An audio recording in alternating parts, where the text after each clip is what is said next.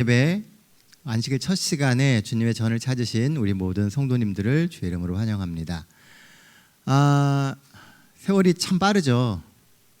3월이 되어서 이제는 아침 저녁으로 부는 바람도 지난달하고는 좀 다른 것 같습니다. 약간의 훈기가 느껴져요. 지난 겨울 내내 찌웠던 살이 이제 좀 빠져야 되겠는데, 네. 이 봄에 우리 열심히 건강을 잘 챙겨서 1년을 살아갈 수 있는 그런 건강을 만들어가면 참 좋을 것 같다 생각을 합니다.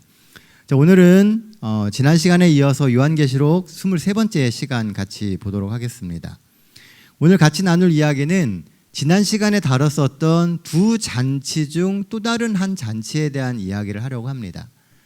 요한계시록 19장은 계속해서 심판에 대한 이야기를 하고 있고요. 그리고 더 나아가서 마지막 종말에는 두 가지의 잔치가 있을 것이다라고 이야기를 하고 있습니다.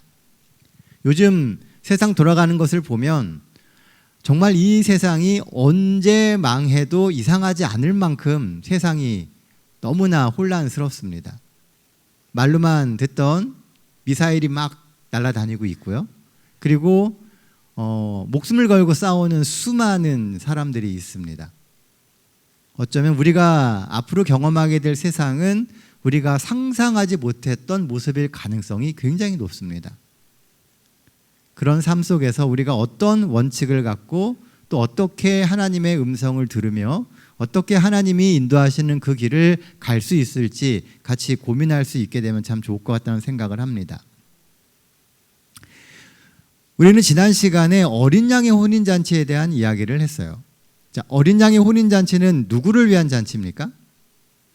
구원받는 의인들을 위한 잔치입니다. 그래서 어린 양의 혼인잔치의 핵심이 되는 신부된 우리가 신랑이신 예수님을 만나는 것이 혼인잔치이고 그것이 곧 어린 양의 혼인잔치가 되게 되는 겁니다. 반면에 이 어린 양의 혼인잔치 외에 또 다른 잔치가 하나 나와요. 이 잔치는 악인들을 위해서 준비된 이야기를 같이 나눌 겁니다. 그런데 이 두 번째 잔치가 나오기 전에 우리에게 아주 익숙한 구절이 삽입되어 있습니다. 그래서 그 부분을 같이 좀 보려고 합니다. 다 함께 요한계시록 19장 10절에 있는 말씀 같이 한번 읽어보겠습니다. 그가 나에게 말하기를 나는 너와 및 예수의 증언을 받은 내 형제들과 같이 된 종이니 삼가 그리하지 말고 오직 하나님께 경배하라. 예수의 증언은 예언의 영.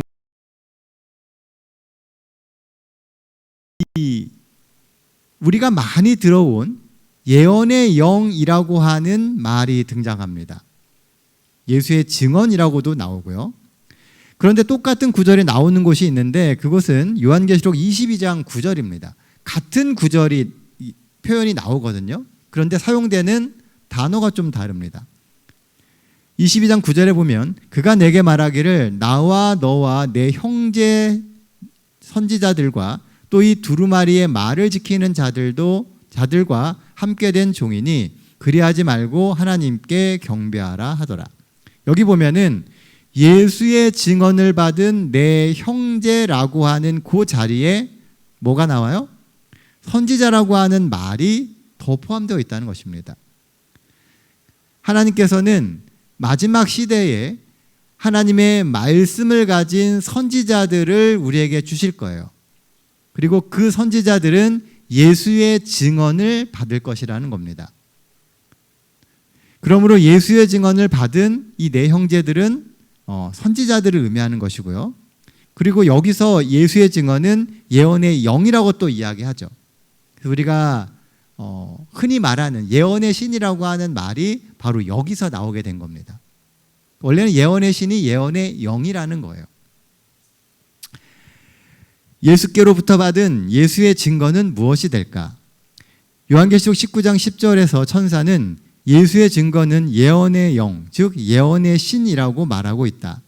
이렇게 예수의 증거에 대한 천사의 말을 종합해 보면 예수의 증거는 선지자의 영이나 선지자의 말씀이라고 하는 것을 알 수 있게 된다. 다시 더 정확하게 말하면 성령의 부르심을 받은 선지자들의 말씀이다.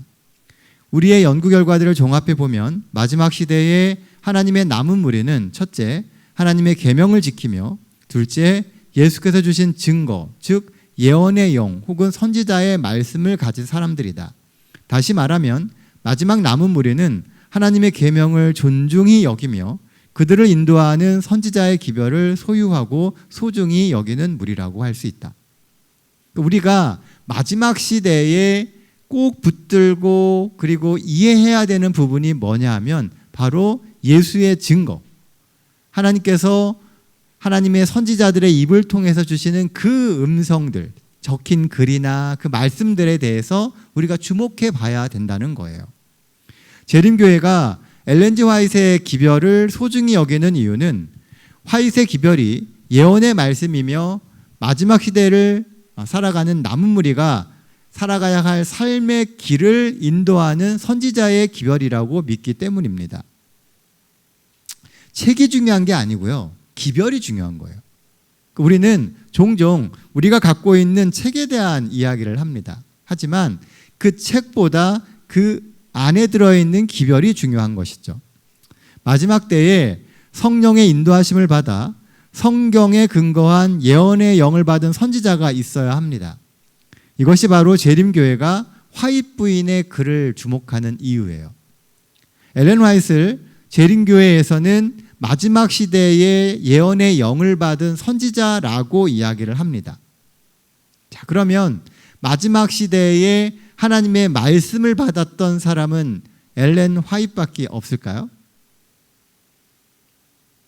여러분 어떻게 생각하세요? 화이트이 유일한 선지자일까요? 화이트의 원래 이름은 엘렌 골드 하몬입니다. 나중에 화이트 목사님과 결혼을 해서 엘렌 G 화이트이 된 거예요. 근데 이 화이트 여사가 처음으로 부르심을 받았을 때는 굉장히 어릴 때였습니다. 그러니까 많은 사람들이 화이트 여사가 이 하나님의 영을 받아서 예언을 하는 것에 대해서 굉장히 부정적이었어요. 저 꼬마 아이가 이제 막 10대에 들어선 그 아이가 과연 하나님의 선지자로서 이 거룩한 기별을 받을 만한 자격이 있는가? 수많은 사람들이 그것을 가지고 논란을 일으켰었습니다. 그럼에도 불구하고 화이트 부인이 주었던 그 글들을 듣고 연구하고 그것을 깊이 묵상했을 때 그 기별이 하나님께로부터 나왔다라고 하는 것을 깨달을 수 있었다는 것이죠. 근데 놀라운 사실은요, 그 시대에 그런 하나님의 부르심을 받았던 사람이 엘렌 화이트 하나가 아니라는 겁니다. 그 전에 벌써 서너 명의 이 부르심을 받았다가 그 부르심을 포기했던 선지자들이 있었습니다. 그들은 하나님께서 그들을 부르시고 그들로 하여금 하나님이 주시는 마지막 시대의 기별을 전하라고 했을 때 그것을 거절했어요. 저는 못하겠습니다. 저 말고 다른 사람에게 그 기별을 주십시오. 그래서 수많은 이들이 하나님의 기별을 가지고 있으면서도 그 기별을 온전히 이해하지도 못하고 또 활용하지도 못하는 그런 일이 있게 되었다는 것이죠. 엘렌 화이트는 원래 몸도 약하고 굉장히 연약한 사람이었습니다. 그럼에도 불구하고 그를 사용하셔서 하나님은 놀라운 일을 이루셨어요. 자, 그럼 우리는 어떻게, 무엇을 근거로 화이트 여사가 마지막 시대의 선지자라고 확신할 수 있을까요? 성경이 말하는 참된 선지자를 구분하는 방법이 몇 가지 있습니다. 첫 번째는 선지자의 기별은 하나님의 율법과 성경 말씀에 조화되어야 한다는 거예요. 하나님이 그 선지자를 부르신 이유는 하나님의 말씀을 더 자세하게 설명하고 이해시키기 위해서입니다. 그러니까 성경의 기별과 다른 기별을 전하는 것은 선지자라고 할 수 없다는 거예요. 그래서 전하는 그 기별이 성경에서 기초한 것인가 아닌가를 구분해야 됩니다. 성경적 기초가 없으면 그는 진짜 선지자가 아니고 거짓 선지자라는 거예요. 종종 우리 주변에 보면 자신이 어떤 계시를 받았다고 이야기하는 사람들이 굉장히 많습니다.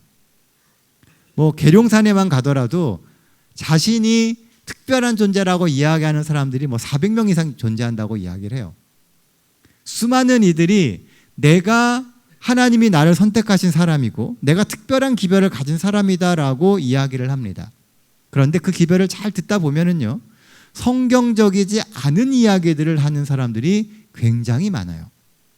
자기의 생각, 그 다음에 자기가 목적하는 바에 의해서 하나님의 말씀을 끌어다가 쓰고 있다는 것이죠.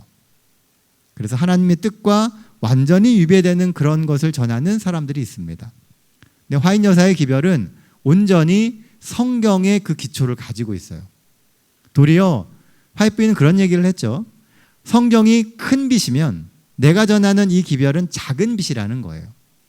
성경을 읽고 온전히 이해할 수 있으면 나의 이 기별들은 읽지 않아도 괜찮다고 이야기를 합니다. 그런데 이 작은 빛이 필요한 이유는 큰 빛 되는 성경을 우리가 온전히 이해하기가 어렵기 때문에 그것을 잘 설명하기 위해서 그 작은 빛이 필요한 거예요. 우리가 보통 대쟁투 총서라고 하는 10권의 책이 있죠. 이 10권의 책은 성경 처음부터 끝까지의 이야기를 다 풀이한 해설서라고 보시면 거의 맞습니다.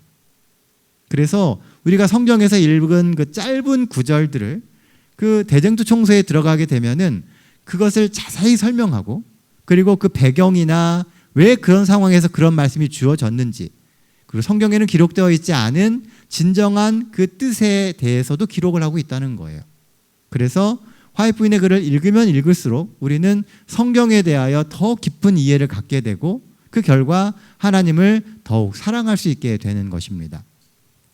성경이 말하는 선지자의 시금석 두 번째는 예언이 성취되는 겁니다. 성취되지 않는 예언을 하는 사람은 하나님의 참 선지자가 아니라는 것이죠. 선지자가 하는 그 말씀은 반드시 뭐가 되어야 되냐면 성취되어야 합니다. 그냥 뜬금포로 막 말을 하는 게 아니고요. 주신 그 말씀이 이루어지는 것을 우리가 확인해야 된다는 거예요. 그렇게 함으로써 그가 참 선지자인지 아닌지를 알 수 있습니다. 화이트 부인의 글들은 우리가 읽으면 읽을수록 굉장히 놀랍습니다. 왜냐하면 이 화이트 부인이 기록한 저서의 분량이 약 10만 페이지 이상 됩니다. 근데 그 당시에 그 정도의 방대한 지식을 도서관에서도 구하기가 쉽지 않아요. 그런데 그냥 막 써내려 간 거죠. 뭘 참고하고 쓴 것도 아니고요. 예언을 받아서, 계시를 받아서 계속 적은 거예요. 근데 성경 학자들이 연구할 때 성경에 대한 이야기도 근거가 확실하고, 그리고 사회의 현상이나 미래에 대한 이야기에 대해서 기록해 놓은 것도 시간이 지나면서 하나하나 과학적으로 증명이 되고, 그리고 그런 일들이 실제로 일어나는 것을 사람들이 발견하게 되었다는 거예요. 그래서 시간이 지나면 지날수록 화인 여사의 그 글이 온전히 하나님 주신 예언이다라고 하는 것을 우리가 더욱 확신할 수 있게 되는 것입니다. 어떤 이들은 이 미국에서요, 그 화이트 부인 시대에 그 화이트 라이라고 하는 책을 기록한 적이 있습니다. 이게 뭐냐면 화이트 부인의 글이 거짓말이다라고 하는 것을 이제 증명한다고 쓴 글들이에요. 그래서 화이트 부인의 글 중에 일부를 인용을 하고 그게 다른 사람의 책이나 글에서 나왔던 것이 있다라고 하는 것을 이렇게 증명하는 거였습니다. 근데 화이트 부인이 그것을 보고선 이런 이야기를 했다 그래요. 내가 전하는 기별은 하나님이 나만 선택해서 주시는 것이 아니고 다른 이들에게도 주시기 때문에 누구나 다 그런 기별을 볼 수 있습니다. 단지 그것을 기록하고 표현하고 사람들에게 전해서 삶을 바꾸는 일을 하지 않기 때문에 사람들이 모르는 것일 뿐, 우리 모두가 다 그렇게 하나님이 주시는 놀라운 기별들을 받고 있다는 거예요. 여러분들의 머릿속을 스쳐가는 많은 생각들 가운데 하나님이 우리에게 주시는 생각들이 있다는 겁니다. 그것이 시대를 넘어서서 우리의 삶을 되돌아보게 만들기도 하고요. 그리고 그 전에 전혀 알지 못했던 새로운 빛들을 발견하게 만듭니다. 그것을 우리는 현대진리라고 이야기를 하죠. 시대마다 하나님께서는 그 시대에 적절한 기별을 주시고 그것을 이해할 수 있도록 만들어 주셨다는 거예요. 화이트부인의 기별은 그 시대에 맞춰서 주어졌던 현대 기별이라는 것입니다. 성경이 말하는 참된 선지자의 특징 세 번째는 선지자 자신뿐만 아니라 기별을 받은 사람들의 삶에도 믿음과 성령의 열매가 있어야 한다는 겁니다. 그 기별을 받고 기별대로 사는 사람들의 삶에 성령이 주시는 열매가 있어야 되고 믿음이 증진되어져야 된다는 거죠. 화이트부인의 글은 우리를 더욱 깊은 믿음의 길로 들어가게 만듭니다. 화이트부인은 하나님이 선택하신 선지자라고 하는 것을 알 수 있습니다. 선지자의 기별을 들은 사람이 예수 믿음과 하나님의 계명을 지키고 있는가?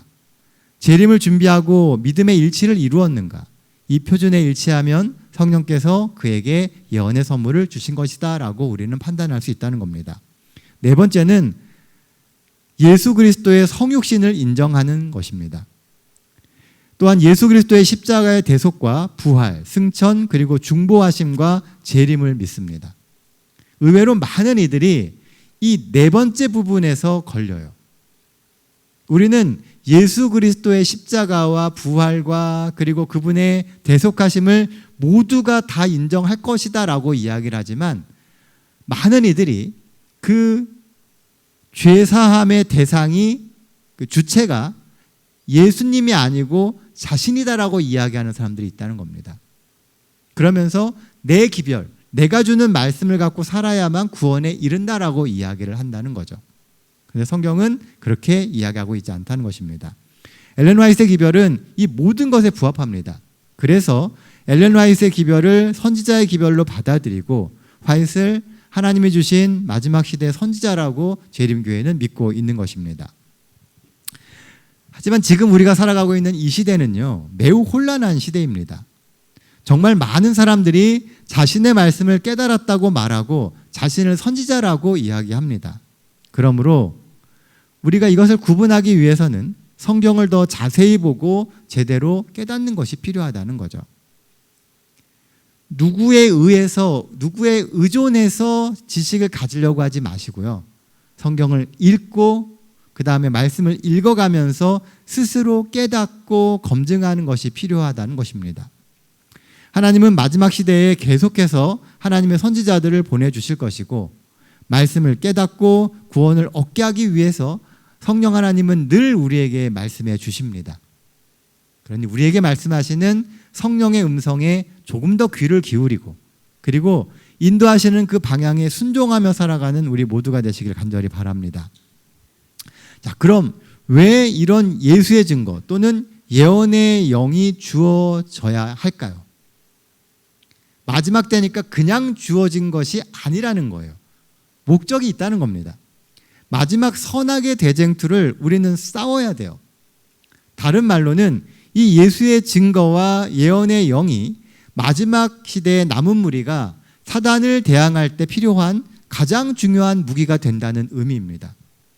말씀을 깊이 깨닫고 하나님의 사랑을 확신할 때 사단이 주는 수많은 유혹들과 선악의 대쟁투를 이겨낼 힘이 생긴다는 것이죠. 어떤 이들은 예수의 증거나 예언의 신이 오직 화이트부인에게만 적용된다고 생각합니다. 그렇지 않습니다.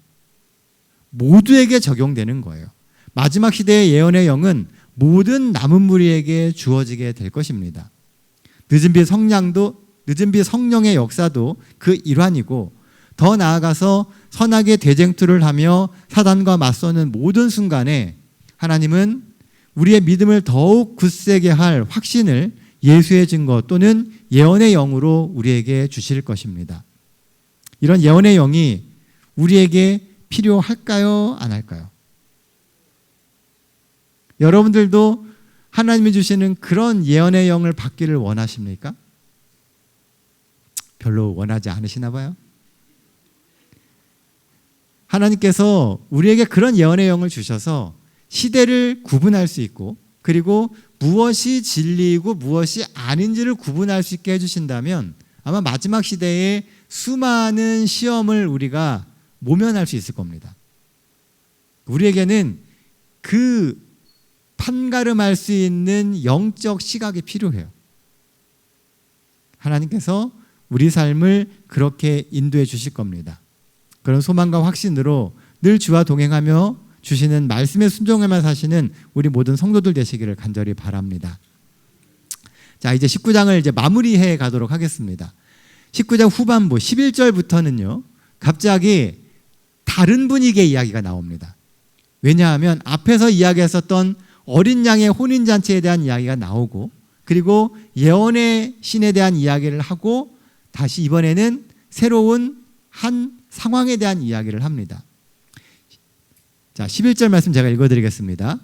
또 내가 하늘이 열린 것을 보니 보라, 백마와 그것을 탄 자가 있으니 그 이름은 충신과 진실이라. 그가 공의로 심판하며 싸우더라. 그 눈은 불꽃 같고 그 머리에는 많은 관들이 있고 또 이름 쓴 것 하나가 있으니 자기밖에 아는 자가 없고, 또 그가 피 뿌린 옷을 입었는데 그 이름은 하나님의 말씀이라 칭하더라. 하늘에 있는 군대들이 희고 깨끗한 세마포 옷을 입고 백마를 타고 그를 따르더라.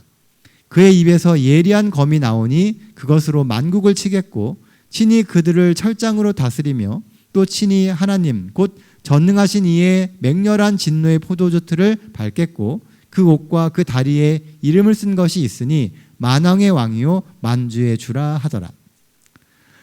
하늘이 열리면서 새로운 이상이 나옵니다. 자, 누가 나와요? 백마 탄 사람이 나와요. 편의상 백마 탄 사람이라고 이야기를 하겠습니다. 백마 탄 자가 나왔는데 장면이 확 바뀌었어요. 이제 이 백마 탄 왕자 뒤에 수많은 이들이 똑같이 흰 말을 타고 세마포 옷을 입고 나옵니다. 이 백마 탄 자의 이름이 뭐라고요? 만왕의 왕이요 만주의 주라고 이야기를 하고 있다는 거죠. 이 이야기는 지난번에도 말씀을 드렸지만 이 계시록 19장의 이야기는 바벨론의 멸망에 대한 이야기입니다. 그러니까 이 두 번째 잔치는 바벨론의 멸망과 연결되어 있는 이야기라는 거예요. 앞에는 그 바벨론의 심판이나 유혹 가운데서 이겨낸 승리한 사람의 이야기였다면, 이 후반부는 음녀의 이야기, 바벨론과 함께 진노의 포도주를 마시게 될 그들의 이야기라는 겁니다. 그래서 이 백마 탄 사람은 포도즙 틀을 밟고 그리고 그들을 심판하기 위한 준비를 한다는 것입니다. 계시록 후반부의 이야기를 읽어갈 때 우리는 이 맥락을 이해하며 봐야 됩니다. 자, 이게 지금 누구에 대한 그러면 설명인 것 같아요? 백마 탄 자는 누굴까요? 만왕의 왕이라고 불리우고, 그리고 세상을 심판하고 피 뿌린 옷을 입고, 그리고 그들을 구원하기 위한 일을 하는 사람, 바로 예수 그리스도에 대한 이야기입니다. 입에는 예리한 검, 곧 하나님의 말씀이죠. 이 예리한 하나님의 말씀이 나오고 그 옷과 다리에는 만왕의 왕이요 만주의 주라고 적혀 있습니다. 그분이 맹렬한 진노의 포도주 틀을 밟으며 심판하러 오시는 그 모습을 묘사하고 있는 것입니다. 자, 이것은 예수님에 대한 이야기예요. 그 전에는 신부로서, 신랑으로서 오시는 예수님이었다면 19장 후반부에는 이제 심판을 위해서 오시는 심판자의 모습으로 나타난 예수님을 묘사하고 있는 것입니다. 위의 모든 말씀은 예수님 그리스도의 재림을 상징적으로 나타내고 있는 것이 틀림없다. 그가 제사장복을 벗고 백마를 탔다는 것은 그의 중보 사업이 끝났다는 것을 의미한다. 예수께서는 이제 군대 대장의 모습으로 나타나신다. 충신과 진실, 공의의 심판 같은 말들은 다 하나님께만 해당되는 말이다. 그 옷과 다리에 만왕의 왕이요 만주의 주라고 하였다고 했으니 그는 그리스도 예수가 틀림없다. 이렇게 예수님의 재림이 있게 되자 땅에서는 난리가 납니다. 심판하시는 예수님이 등장한 거예요. 그것이 바로 이어지는 이야기입니다. 또 내가 보니 한 천사가 태양 안에 서서 공중에 나는 모든 새를 향하여 큰 음성으로 외쳐 이르되 와서 하나님의 큰 잔치에 모여 왕들의 살과 장군들의 살과 장사들의 살과 말들과 그들을 탄 자들의 살과 자유인들이나 종들이나 작은 자나 큰 자나 모든 자의 살을 먹으라 하더라. 자, 천사가 뭐라 그래요? 심판의 시간, 이 죽음이 몰려오는 이 시간에 와서 새들이 그것을 먹으라고 이야기를 합니다. 새들이 오기 때문에 이 잔치를 이름하여 새들의 잔치다라고 이름을 붙이게 된 거예요. 하나님의 이 큰 잔치에 와서 새들로 하여금 뭐 하라고요? 심판받는 그들의 살을 먹으라고 표현합니다. 자, 하나님의 큰 잔치가 뭘까요? 여기도 잔치라고 하는 상징적인 언어가 계속 쓰여집니다. 예수님의 모든 비유에는 공통적으로 가르쳤던 이 잔치, 바로 예수 그리스도의 재림에 대한 이야기를 하고 있는 거예요. 그 재림의 순간에 와서 하나님 편에 서지 않았던 그들의 살을 먹으라고 하는 것입니다. 새들의 잔치는 어린 양의 혼인잔치와 대조를 이룬다. 악의 세력은 모두 멸망한다. 시체가 산을 이룬다. 거기에는 이 지상에서 모든 권세를 누렸던 사람들이 새들의 먹이로 누워있다. 천사가 새들을 초청한 것은 악인의 비참한 말로를 예고하고 있다. 재림의 날 의인과 악인은 모두 잔치에 참석하게 됩니다. 하지만 참석하는 잔치가 달라요. 의인은 어린 양의 혼인잔치에서 구원을 경험하고 악인들은 새들의 잔치를 통해서 멸망을 경험하게 됩니다. 예수님의 재림의 날 확연히 달라지게 될 거라는 거예요. 구원과 멸망은 확연하게 갈라집니다. 그러자 사단과 악의 세력들도 이 잔치에 반항하기 시작해요. 구원을 이루고 심판하시고자 하시는 예수님께 이제 반기를 들고 최후의 반항을 합니다. 또 내가 보면 그 짐승과 땅의 임금들과 다시 짐승이 등장하고요. 땅의 임금들과 그들의 군대들이 모여 그 말탄 자와 그의 군대와 더불어 전쟁을 일으키다가 짐승이 잡히고 그 앞에서 표적을 행하던 거짓 선지자도 함께 잡혔으니 이는 짐승의 표를 받고 그의 우상에게 경배하던 자들을 표적으로 미혹하던 자라.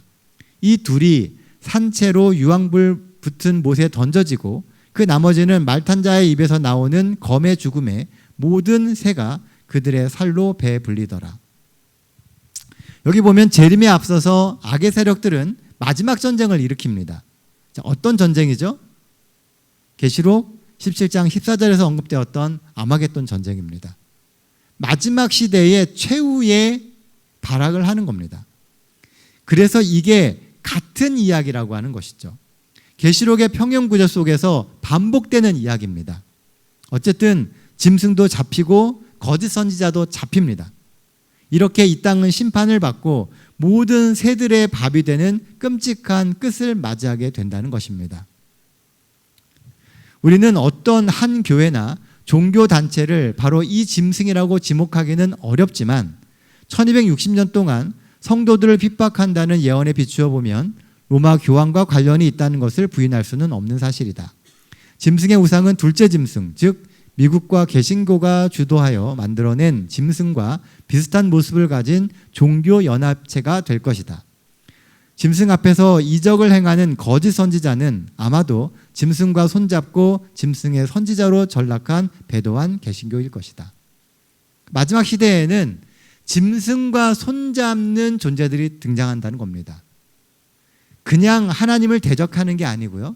하나님을 대적하는 그 모습 자체가 같이 연합해서 하나님을 대적해요. 그리고 가장 복음의 중심에 있다고 여겼던 그리스도인들 중에도 하나님을 대적하고 있는 배교한 개신교가 많이 생겨나게 된다라고 하는 것입니다. 이제 말씀을 정리하겠습니다. 로마서 13장 11절 12절은 이렇게 우리를 재촉합니다. 또한 너희가 이 시기를 알거니와 자다가 깰 때가 벌써 되었으니 이는 이제 우리의 구원이 처음 믿을 때보다 가까웠음이라. 밤이 깊고 낮이 가까웠으니 그러므로 우리가 어둠의 일을 벗고 빛의 갑옷을 입자. 이 땅에서 우리는 영원히 살지 않습니다.